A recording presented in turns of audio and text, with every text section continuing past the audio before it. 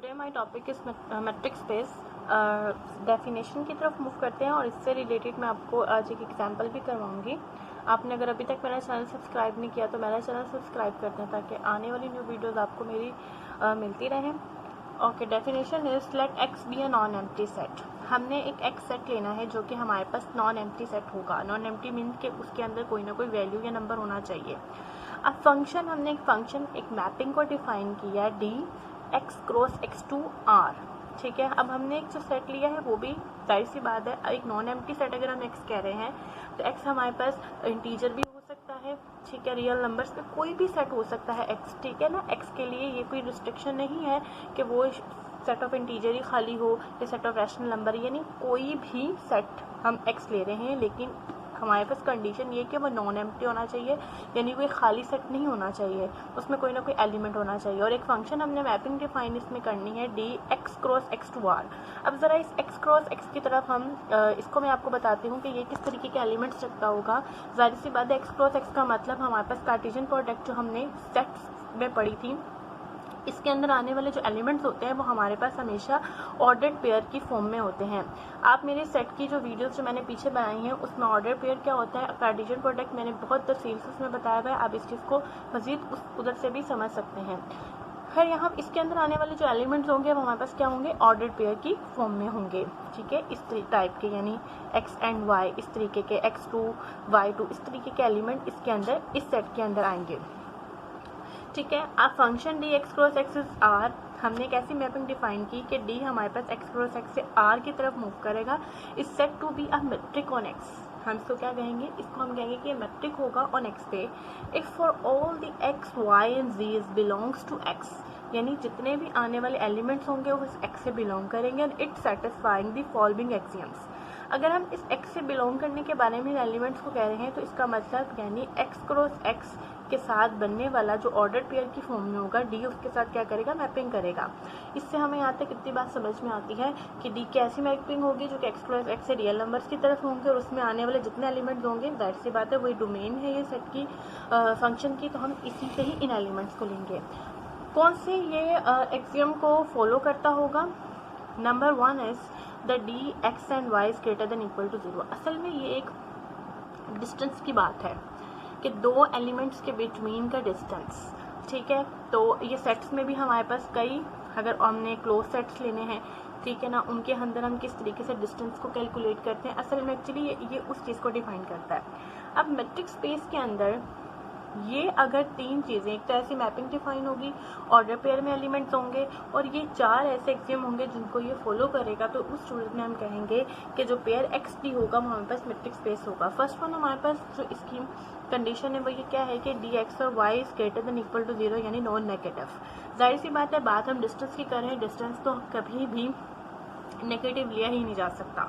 ठीक है, तो इसलिए हमेशा क्या होगा, ग्रेटर देन इक्वल टू 0, यानी डी एक्स वाई अगर हमारे पास ग्रेटर देन इक्वल टू 0 होगा, अगर हमारे पास डी एक्स एंड वाई क्या होगा, इक्वल टू 0, यानी डिस्टेंस 0 उस सूरत में होगा अगर जो दोनों लेने वाले जो एलिमेंट्स होंगे वो सेम होंगे, यानी रिफ्लेक्सिव प्रॉपर्टी, हम इसको रिफ्लेक्सिव प्रॉपर्टी भी कहा जाता है, यानी ये वाली चीज़ उसके अंदर होल्ड करती हो। तीसरी क्या चीज़ हमारे पास होगी कि अगर हम डी एक्स वाई लें, यानी अगर हम एक्स और वाई को या वाई और एक्स को, यानी ऑर्डर्ड पेयर के ये जो ऑर्डर है अगर इनको चेंज करें तो तब भी इनका आंसर सेम ही होना चाहिए, यानी इस मैट्रिक प्रॉपर्टी भी उसके अंदर, उस मैट्रिक स्पेस के अंदर अगर होगी, यानी इस मैपिंग के रिस्पेक्ट से अगर इसके अंदर ये प्रॉपर्टी भी होगी तो तब हम कहेंगे कि ये हमारे पास जो एक्स डी है वो हमारे पास मैट्रिक स्पेस होगा।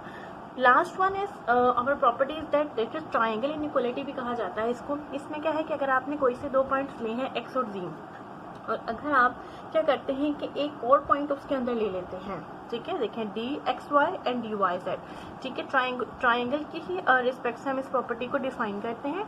इस तरीके से हम इसको बताते हैं और इसके अंदर हम एक एक्स्ट्रा पॉइंट जब ले लेते हैं, जैसे एक्स और वाई है और यहाँ पर जी लिया हमने, तो यानी ये जो एक्स्ट्रा पॉइंट जो हमने यहाँ पर लेना है, अगर इन दोनों के डिस्टेंस को हम ऐड करेंगे तो वो हमेशा हमारे पास डी एक्स जेड से क्या होगा, छोटा होगा, यानी एक एक्स्ट्रा पॉइंट आने से जो उसका एडिशन होगा वो उस डी एक्स जेड यानी एक पॉइंट के डिस्टेंस से हमेशा क्या होगा, छोटा होगा, और इसको हम ट्राइंगल इनइक्वालिटी भी बोलते हैं। तो ये टोटल चीज़ हमारे पास ये पेयर क्या कहलाता है, x3 is called to the metric space. यानी ये 4 एक्सियम जिस भी mapping dx and cross x to r पर अगर ये 4 एक्सियम फॉलो करेगा ये, तो हम इसको कहेंगे ये पेयर x3 हमारे पास मेट्रिक स्पेस होगा। अब हम इसके नेक्स्ट एग्जाम्पल की तरफ मूव करते हैं।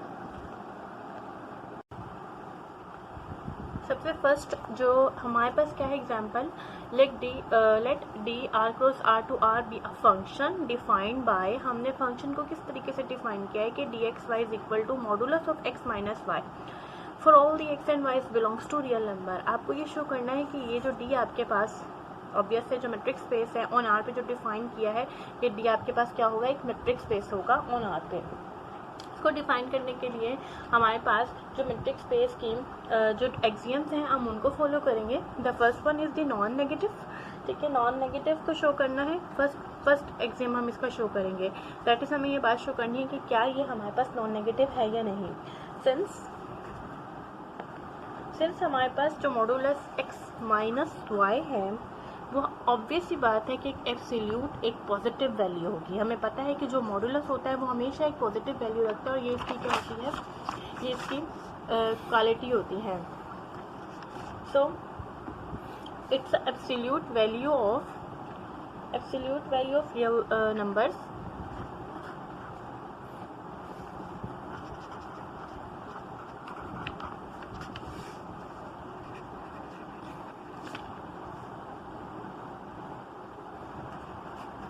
ऑफ रियल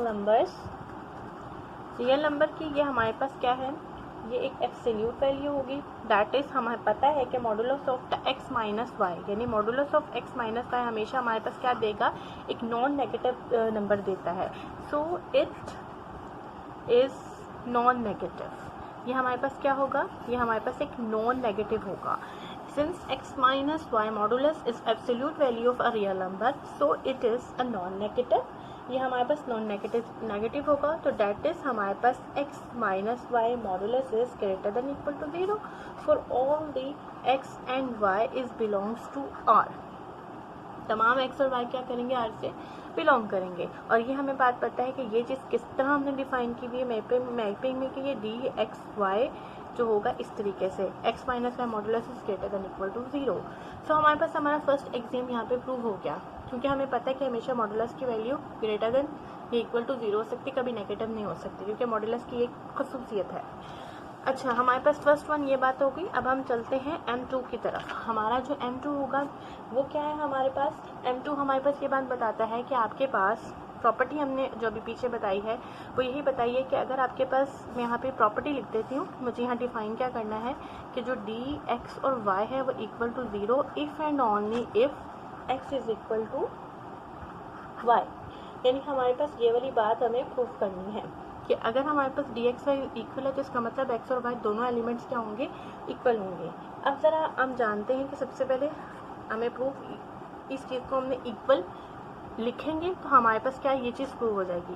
यानी डी एक्स वाई को आपने क्या करना है, इक्वल टू 0 लिखना है। इक्वल टू 0 का मतलब ये कि आपको पता है कि डी एक्स वाई आपने किस तरीके से डिफाइन किया हुआ है, it's equal to x minus y, ठीक है ना। डी एक्स वाई आपके पास एक्स माइनस वाई मॉडुलस के इक्वल, आप इसको इक्वल टू 0 कहेंगे और ये चीज़ हमारे पास, और इक्वल टू 0 का मतलब यानी इफ़ एंड ओनली इफ़ के साथ, ठीक है। इफ़ एंड ओनली प्रूव कर देंगे ना हम इसको, क्योंकि दोनों तरफ रिवर्सिबल रिएक्शन भी ये रखता है। इसका मतलब हमारे पास क्या होगा कि it's equal to x minus y modulus अगर 0 के इक्वल है तो इसका मतलब जो हमारे पास एक्स माइनस वाई होगा वो हमारे पास क्या होगा, इक्वल टू 0 होगा, इफ़ एंड ओनली की कंडीशन के रेस्पेक्ट से। और ये वाली चीज़ हमारे पास क्या होगी, सो दिस इम्प्लाइज दैट कि हमारे पास x क्या होगा, वो इक्वल टू y होगा।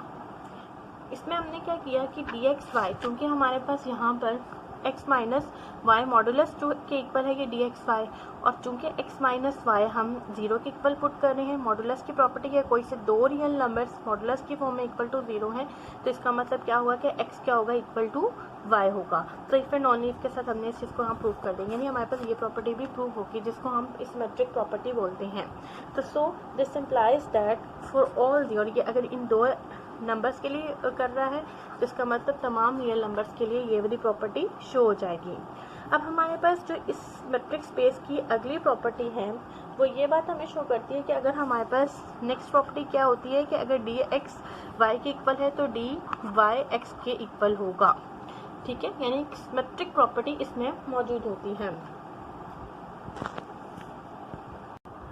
इस प्रॉपर्टी को हम कहते हैं रिफ्लेक्सिव प्रॉपर्टी, और ये प्रॉपर्टी हमारे पास होगी सिमेट्रिक प्रॉपर्टी। ठीक है, और ये सिमेट्रिक होगी, सिमेट्रिक यानी d x y is equal to d y x के इक्वल होता है। अब हमें चूंकि ये बात प्रूफ करनी है कि d x y d y x के इक्वल है, तो सबसे पहले आप इसमें क्या लिखेंगे, हम जैसा कि जानते हैं कि हमारा डी एक्स वाई किस तरीके से डिफाइन है, it's equal to modulus of x minus y. ठीक, और उसके बाद आप इस चीज़ को यूँ लिख सकते हैं, लुक एट दिस, हम यहाँ पर अगर इनकी जगह को चेंज करते हैं तो यहाँ पर हमारे पास क्या आ जाएगा, माइनस, अगर मैं इसमें से कॉमन लेती हूँ तो यहाँ पर आ जाएगा माइनस वाई माइनस एक्स। ठीक है, इस तरीके से आ जाएगा।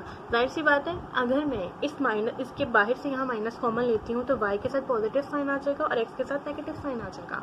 ठीक है, और चूंकि मॉडुलस नेगेटिव हमेशा हमें पॉजिटिव ही आंसर देता है, तो हम इस चीज़ को किस तरीके से लिख सकते हैं, it's equal to y minus x. ठीक है, और आप जानते हैं कि हमारे पास d x y is equal to modulus of to the x minus y के इक्वल होता है, तो हम इसको यूँ लिख सकते हैं, इट्स इक्वल टू डी, पहला नंबर क्या है, y है, तो यहाँ y लिखेंगे और यहाँ पर हम लिख देंगे x। तो हेंस हमारे पास क्या चीज़ प्रूफ होगी कि d x y is equal to d y x. तो इट्स हमारे में सिमेट्रिक प्रॉपर्टी भी इसमें प्रूव हो गई। देखिए, मैट्रिक स्पेस शो करने के लिए हमें चार प्रॉपर्टीज़ को शो करना होता है, एक नॉन नेगेटिविटी को, एक रिफ्लेक्सिव को, एक सिमेट्रिक को, एक ट्राइएंगल प्रॉपर्टी जो मैंने भी शो करनी है। देखिए, इसमें हमारे पास नॉन नेगेटिविटी भी शो हो गई कि हमारे पास ये मैट्रिक जो है वो नॉन नेगेटिव है। दूसरा हमने क्या शो कर दिया, रिफ्लेक्सिव भी है, यानी डी एक्स वाई अगर इक्वल टू 0 है तो इफ एंड ओनली इफ के साथ x is equal to y, यानी ये ज़रूरी है कि अगर डी एक्स वाई 0 है तो ये दोनों नंबर भी इक्वल होंगे, और अगर ये दोनों नंबर इक्वल है तो डी एक्स वाई का डिस्टेंस भी 0 होगा। ये भी हमने यहाँ प्रूव कर दिया।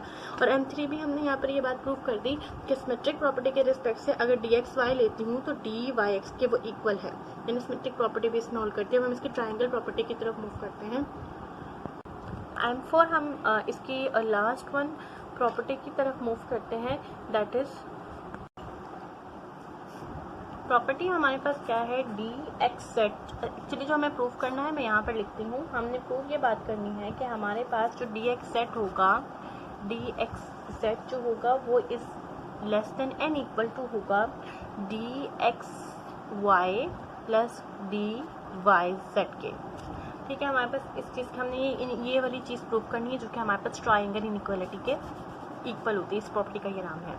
अब हमें चूँकि इसको प्रूव करना है तो हम इसकी ये वाली साइड लेंगे और इस चीज़ को प्रूव करेंगे।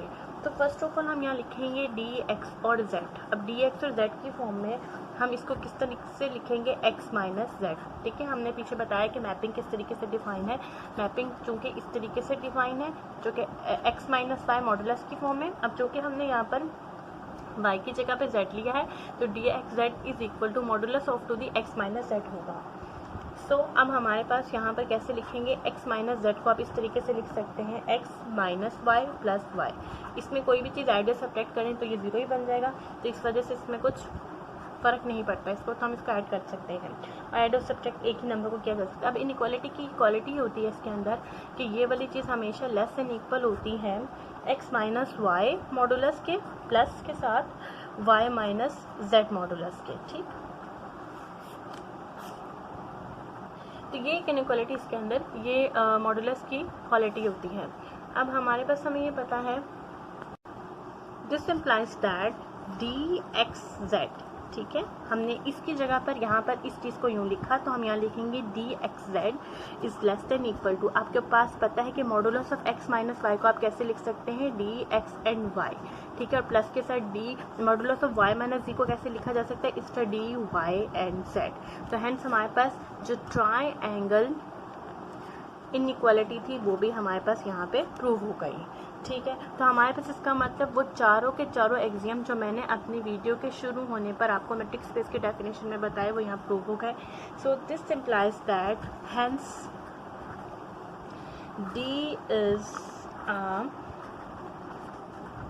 Matric on real line r, और इसको हम जो है वो यूजुअल मेट्रिक भी कहते हैं, ठीक है, इसको यूजुअल मेट्रिक भी कहा जाता है। और आपको ये अगर कभी भी जैसे मैट्रिक स्पेस में पूछा जाए कि यूजुअल मेट्रिक कौन सा होता है, तो आपको पता होना चाहिए कि जो इस तरीके से डिफाइन हो, d x y is equal to modulus of to d x minus y. ये रियल एनालिसिस का मैट्रिक स्पेस जो है बहुत इम्पोर्टेंट टॉपिक है। तो इंशाल्लाह नेक्स्ट इससे ही रिलेटेड जो एग्जांपल्स होंगे, open sets, open ball, close set, interior exterior points, जो भी नेबरहुड्स वगैरह, मैं इससे रिलेटेड अपनी नेक्स्ट जो है वो वीडियो बनाऊंगी इंशाल्लाह। नेक्स्ट न्यू लेक्चर के साथ आपके साथ मुलाकात होगी। अल्लाह हाफिज़।